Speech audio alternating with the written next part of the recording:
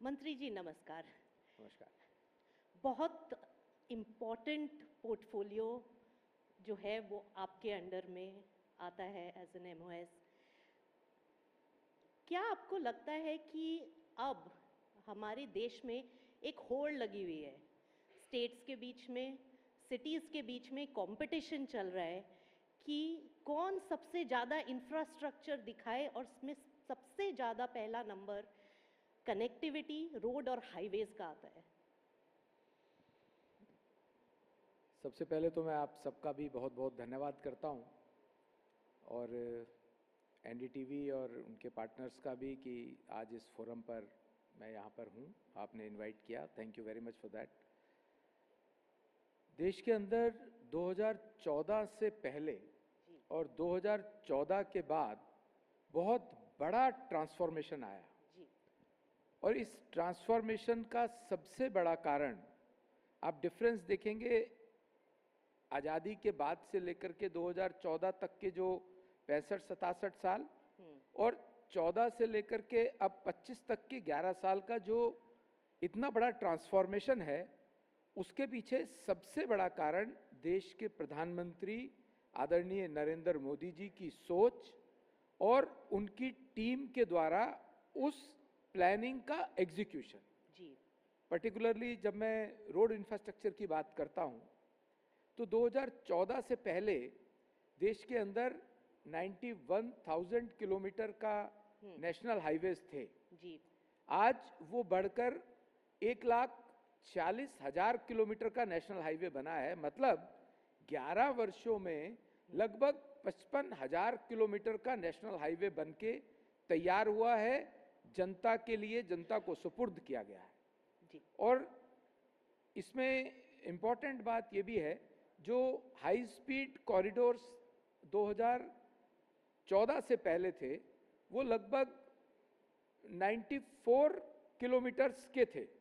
जी आज वो highways 2,500 kilometres के हैं, जो हाई स्पीड कॉरिडोर्स की बात कर रहा हूं। जी तो जो आज़ादी से लेकर के और 65 वर्षों में जो हुआ, लगभग उतना ही काम 65 वर्ष वर्सेस 11 इयर्स जो 11 वर्षों में हुआ है, वो बहुत रिमार्केबल है। जी और ये जो हाईवेज हैं, 6 lane highways, 4 lane highways, remote north eastern states को मेन इंडिया लैंड के साथ जोड़ा गया है।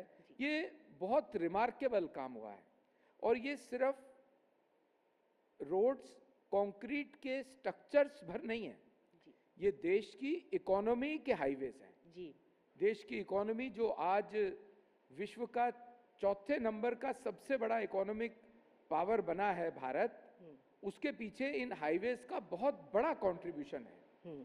किस तरह से है? जैसे इन हाईवेज की मेकिंग में पिछले 5 साल में हमने लगभग 550 crore days, man days, 550 crore man days का एम्प्लॉयमेंट जनरेट किया है। जी मतलब जो not only youth but to most of the people in the surrounding areas जहां पर हाईवे बनता है, वहां के लोगों को एम्प्लॉयमेंट मिलता है। जी और जो हम अपने हाईवे पर 1 रुपया खर्च करते हैं, वो देश की जीडीपी में 3.2% का कंट्रीब्यूशन करता है। तो देश की इकोनॉमी को भी अपलिफ्ट किया है, देश में एम्प्लॉयमेंट को भी बढ़ाया है, कनेक्टिविटी बढ़ाई है। और पर्टिकुलरली अगर मैं इसको ब्रिज करूं, जो प्रधानमंत्री ग्रामीण सड़क योजना को अगर इसमें ऐड किया जाए, जो कि रोड हाईवेज के अंतर्गत नहीं आता है, तो 2014 तक जो प्रधानमंत्री ग्रामीण सड़क योजना के अंतर्गत 3.5 लाख किलोमीटर की रोड्स थी, जो गांवों को हाईवे से और शहर से जोड़ती थी, आज वो 7.5 लाख किलोमीटर हुई हैं।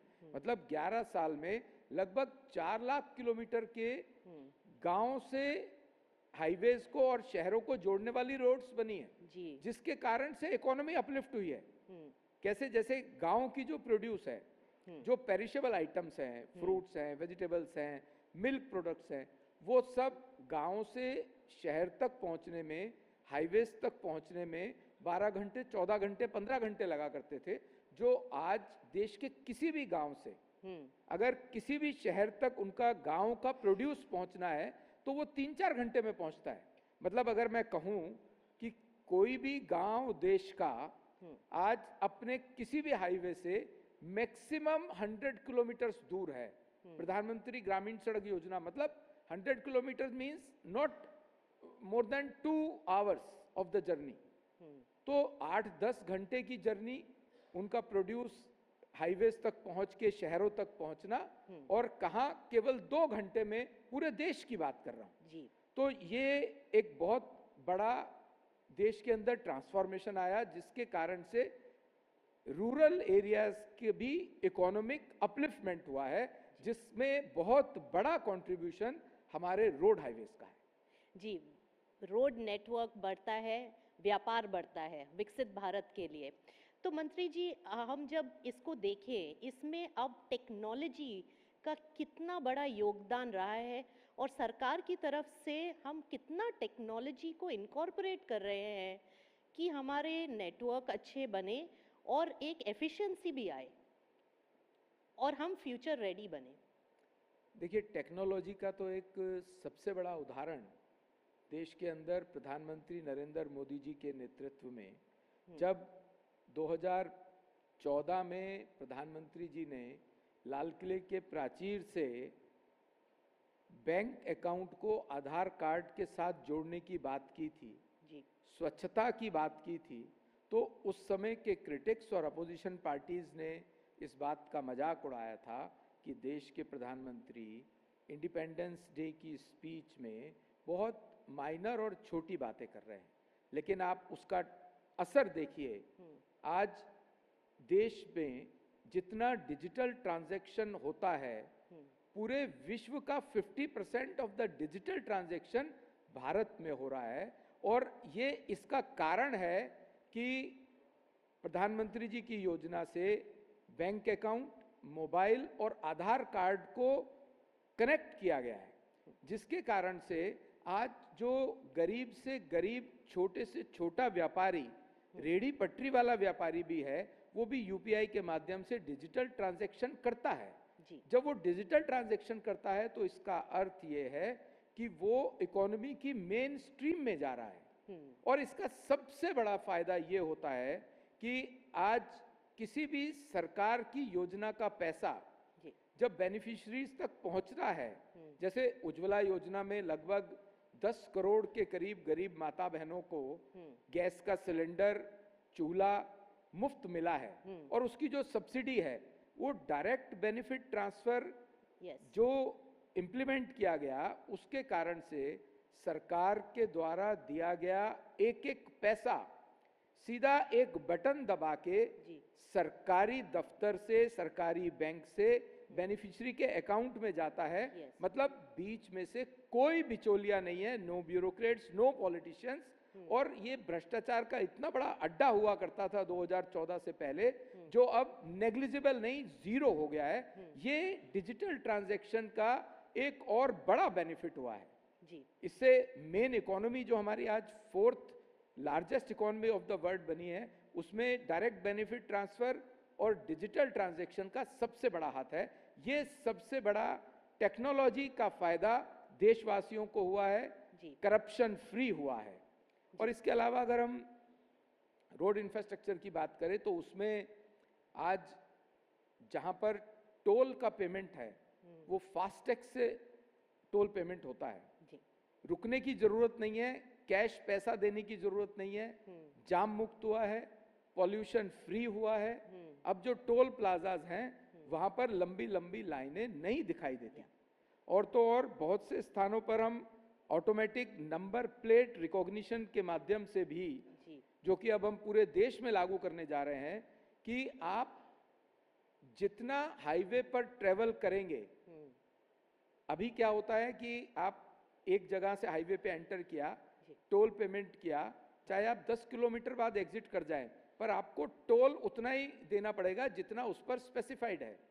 जब हम ANPR मतलब ऑटोमेटिक नंबर प्लेट रिकॉग्निशन के माध्यम से टोल देंगे, तो हम अगर 10 किलोमीटर पर एग्जिट करेंगे तो हमें सिर्फ 10 किलोमीटर का टोल पेमेंट करना है। तो ये डिजिटाइजेशन के कारण से, टेक्नोलॉजी के कारण से संभव हो पा रहा है। और इसमें लगातार जो भी ग्लोबल प्रैक्टिसेस, बेस्ट प्रैक्टिसेस है, उसको हम अडॉप्ट भी कर रहे हैं। और अब तो मैं ऐसा मानता हूं कि हमारे देश के इंजीनियर्स, हमारे देश के टेक्नोक्रेट्स, वो अपना सारा brain with the help of the certain softwares, हम डिजिटली इक्विप्ड हो रहे हैं in not only in road infrastructure and toll system but in every field of every department. जी, आपने बात की टोल की, फास्टैग की, इससे जो कन्वीनियंस और जो एक्सपीरियंस है लोगों की, जनता की, वो बहुत इम्प्रूव हुआ है मंत्री जी। और आपने जो पेमेंट की बात की, वो एक तरह से डिजिटल हाईवे ही है। तो आप ग्राउंड पे हाईवे बना रहे हैं और हमारा डिजिटल हाईवे भी रियली कंट्री में बहुत इम्प्रूव हुआ है। मगर आपने हाईवे की इतनी बात की, यहाँ दिल्ली वाले हैं, वो ट्रैफिक से त्रस्त है मंत्री जी, उस पे आपका क्या कहना है? देखिए, दिल्ली के लिए हमारा रोड ट्रांसपोर्ट मिनिस्ट्री ने बहुत काम किया है। Being the capital of the country, अगर मैं आपको कुछ प्रोजेक्ट्स जो ऑलरेडी फंक्शनल हैं वो गिनाऊं, तो दिल्ली में एक टाइम था जब डेली लगभग 60,000 व्हीकल्स, अनवांटेड व्हीकल्स, जो उत्तर प्रदेश से जिन्हें गुड़गांव जाना होता था, वो गुजरते थे। उनको ना चाहते हुए भी, दिल्ली में कोई काम ना होते हुए भी दिल्ली में से गुजरना पड़ता था, causing the heavy traffic jams, और बहुत बड़ा पॉल्यूशन के वो कारण थे। ईस्टर्न पेरिफेरल वे और वेस्टर्न पेरिफेरल वे जो दिल्ली के चारों तरफ बनाया गया, अब उत्तर प्रदेश वालों को अगर हरियाणा जाना है या वाइसा वर्सा, तो उन्हें दिल्ली एंट्री करने की आवश्यकता नहीं है। ईस्टर्न पेरिफेरल वे से और वेस्टर्न पेरिफेरल वे के माध्यम से वो जो दिल्ली के चारों तरफ की, दिल्ली के बाहर एक रिंग रोड बनाया गया है, उसको यूज करते हैं। तो ये सबसे बड़ा काम स्टार्टिंग में हुआ था, आज से 11-12 साल पहले। लेकिन उसके साथ साथ, क्योंकि मैं ईस्ट दिल्ली से सांसद हूं, तो आप देखेंगे कि दिल्ली मेरठ एक्सप्रेसवे 2015 में प्रधानमंत्री जी ने शिलान्यास रखा था और 2019 में प्रधानमंत्री जी ने ही उसको इनॉग्रेट किया। आज दिल्ली मेरठ एक्सप्रेसवे के माध्यम से हम जो दिल्ली का पार्ट है, निजामुद्दीन से हम गाजीपुर तक जाते हैं, तो आज 7-8 मिनट में हम ट्रेवल करते हैं। एक टाइम था जब 45 मिनट्स लगते थे, कंजेशन और पोल्यूशन भी बहुत ज्यादा था।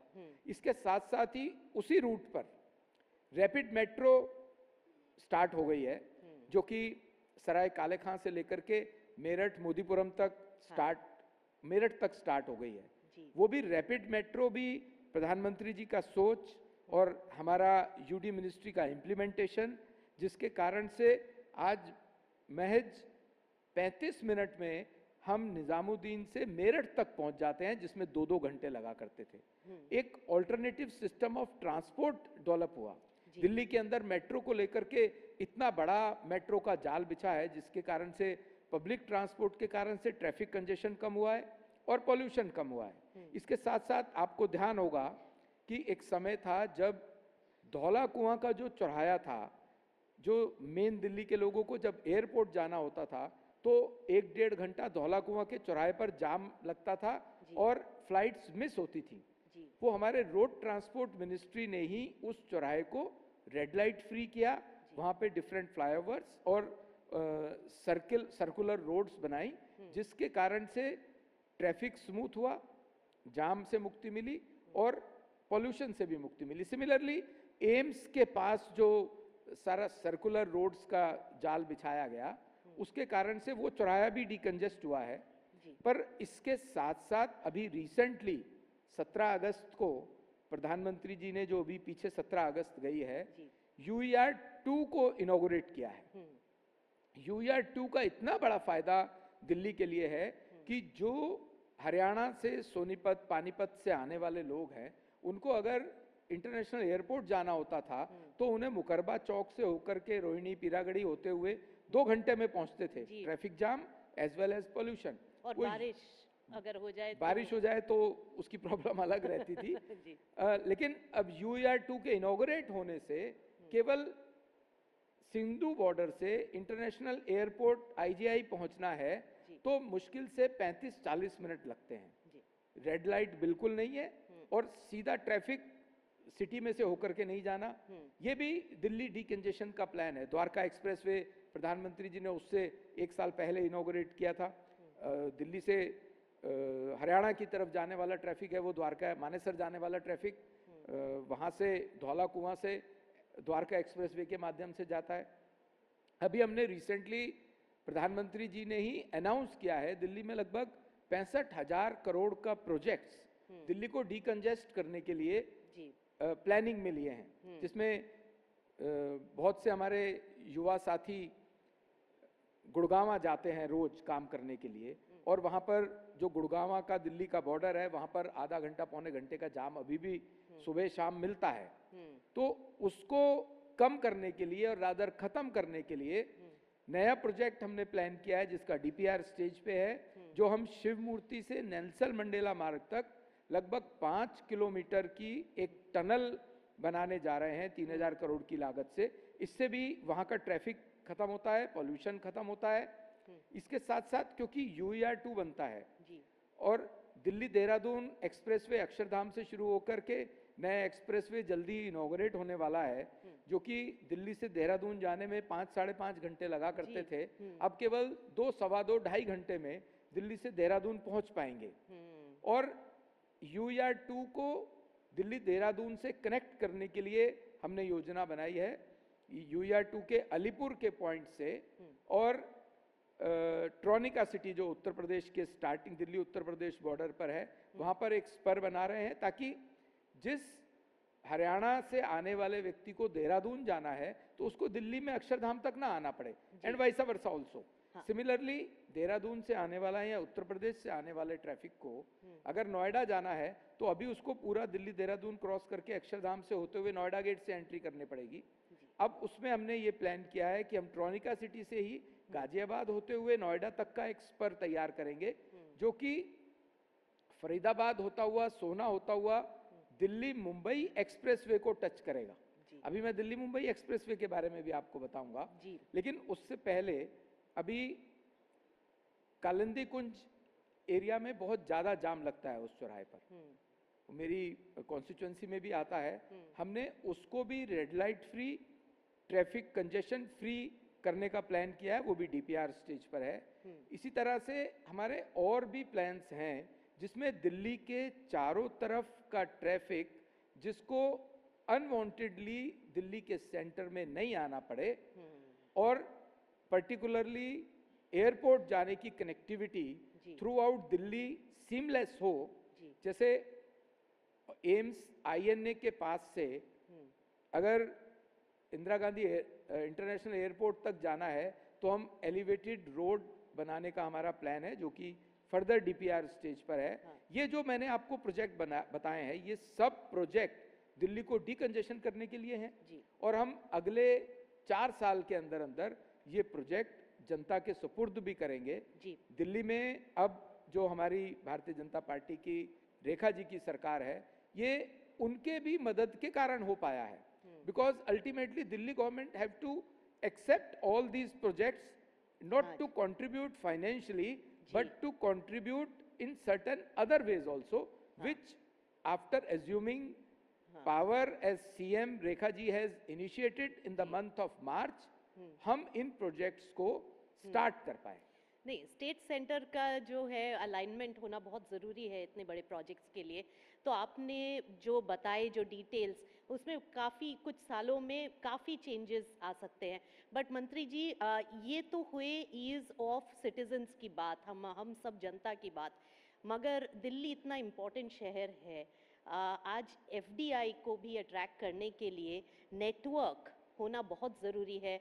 आज बाहर से ग्लोबल कंपनीज आते हैं और वो फिर रोड में अगर अटक जाते हैं तो उन जो छवि होती है देश की वो और इम्प्रूव करने की ज़रूरत है। और आप कॉरपोरेट अफेयर्स भी देखते हैं। So ease of doing business, attracting FDI, इन पे भी बहुत तवज्जो है और ये रोड और हाईवे कनेक्टिविटी और इंफ्रास्ट्रक्चर डेवलपमेंट से बहुत कुछ इम्प्रूव हो सकता है। अभी पूरे देश की बात करता हूँ, किसी को भी रोड्स पर अटकने की ज़रूरत ही नहीं पड़ेगी, क्योंकि इतना smooth traffic flow because of the highways जो बने हैं 1,46,000 किलोमीटर के, जिसके कारण से हुआ है। तो जो बाहर की विदेशी कंपनियां हमारे देश में मेक इन इंडिया यूनिट्स लगाना चाहती हैं, जो कि मेरे को बात एक ध्यान आती है कि 2014 से पहले देश के अंदर केवल 3 मोबाइल मैन्युफैक्चरिंग कंपनीज थी, ease of doing business, infrastructure development and single window system to big and small corporate houses. Single window system जो किया है, जिसके कारण से आज देश के अंदर 300 से ज़्यादा मोबाइल मैन्युफैक्चरिंग कंपनीज हैं। और क्योंकि मेरे पास कॉरपोरेट अफेयर्स भी है, मेरे को ये बताते हुए बहुत गर्व महसूस होता है कि कॉरपोरेट अफेयर्स मंत्रालय पहला मंत्रालय है देश में जिन्होंने 2017 में अपना स्पेशलाइज्ड पोर्टल बनाया और विदाउट इंटरफेरेंस, मैनुअल इंटरफेरेंस, हमने अपने काम करने प्रारंभ करे थे। आज कंपनीज को अपने फॉर्म सबमिट करने होते हैं, तो manless process we have devised for submission of certain forms for their corporate governance. और सबसे बड़ी बात, आज किसी कंपनी को हमारे देश में इनकॉर्पोरेट करना है तो 2014 से पहले वो लगभग 3 महीने 4 महीने का समय लगता था किसी कंपनी को अपने पेपर सबमिट करने के बाद उस कंपनी को अपनी एग्जिस्टेंस में आने के लिए। आज जो हमारा सीमलेस सिस्टम बना है, मैन इंटरफेरेंस के बिना जो सिस्टम बना है, उसके कारण से आज सेंट्रल प्रोसेसिंग सिस्टम के कारण से जो हमारे पोर्टल पर है, किसी कंपनी को इनकॉर्पोरेट होना है, वो अपने रिक्वायर्ड फॉर्म सबमिट करते हैं, तो 48 आवर्स के अंदर हम कंपनी को इनकॉर्पोरेट करके देते हैं।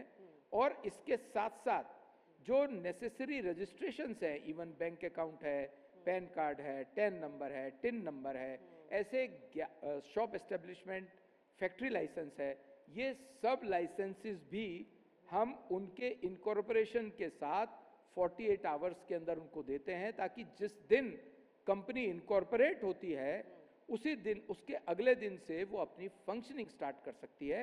ये मिनिस्ट्री ऑफ कॉर्पोरेट अफेयर्स ने प्रारंभ किया है। इसके साथ साथ कंपनीज का डिफरेंट सिस्टम है, लिटिगेशंस भी होती हैं। हमने ई एडजुडिकेशन जो प्रारंभ किया है, जिसके कारण से अब एडजुडिकेशन फास्ट हो गया है और इसके साथ साथ उसमें मैनुअल इंटरफेरेंस भी हमने कम किया है, पर्टिकुलरली सबमिशन ऑफ पेपर्स को लेकर के।